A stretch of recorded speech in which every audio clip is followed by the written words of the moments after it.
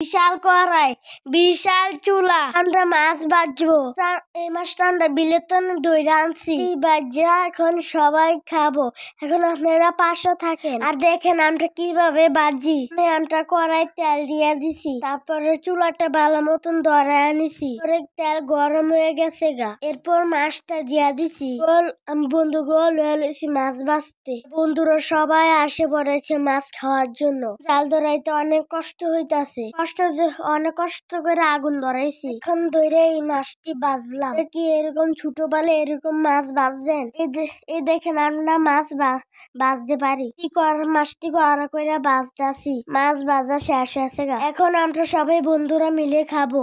মাছ নিয়ে কারাকারি লেগে গিয়েছে। আপনারা খেতে চাইলে কমেন্ট করেন। দেখেন মাছ আমরা কত বড় বড় করে কামড় দিতেছি, মজা করে খাইতেছি। আমার বন্ধু দেখেন কত বড় করে কামড় দিছে। আর আমার বান্ধবী মাছ খাওয়ানোর লেগে কান্তাছে। ওই গরমের লেগে খাইতে পারে না।